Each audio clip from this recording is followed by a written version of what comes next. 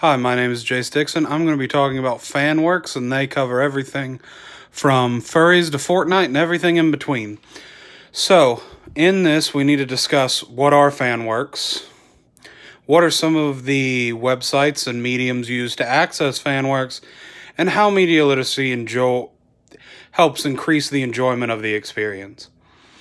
So, starting out, we need to talk about what Fanworks are and how, because there's several of them. So, we have fan fiction, which are normally stories derived from a source material.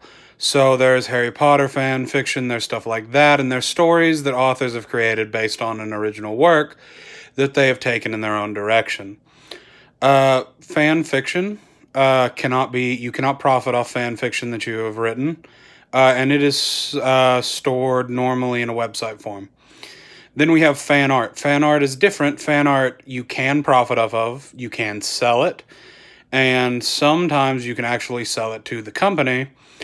But we'll get into that here a little bit more in a second. And then we have fan films. Fan films are also something you can technically profit off of, much like you can with fan art because it's under the same thing.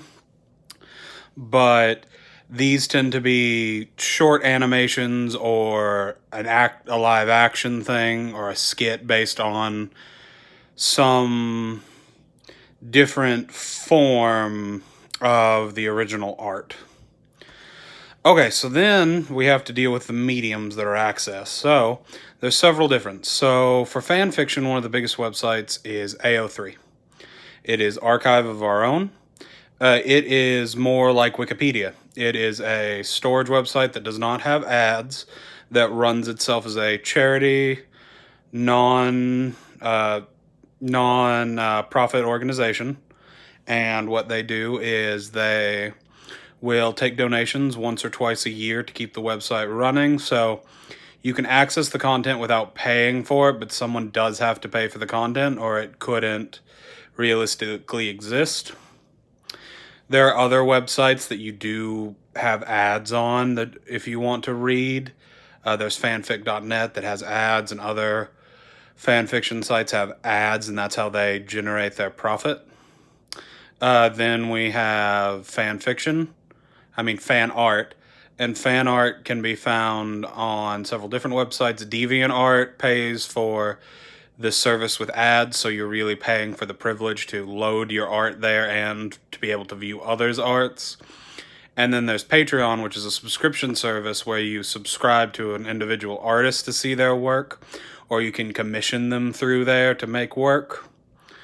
And then with fan films, a lot of them really and truly come through Patreon. They normally get uploaded to YouTube. They can be uploaded to Dailymotion occasionally, but most people use YouTube. Then we have to get on to the media literacy part of this now that we understand what we're talking about. So we have how we are going to access it, which is going to be through your smartphone, through another mobile device, or through a computer, anything that has internet access. So each of these, even though fundamentally you would think they're an entertainment product, sometimes they're also a persuasive product. So a lot of them, like fan fictions, are going to be works for entertainment for the community and the niche audience they are made for. So they are going to be consumed by that niche audience, and they will produce their own work and continue growing the niche audience through that. But when you get to fan art and fan films, you sometimes have fan art that is actually commissioned by individuals to make art for a specific thing. And sometimes they produce works that are advertisements and persuasive messages to get people to subscribe to them so that they can get more money for their fan art, so that they can produce more fan art. And you also have sometimes with a lot of gaming companies, they will actually buy fan art or pay for someone to produce fan art as an advertisement method for their game.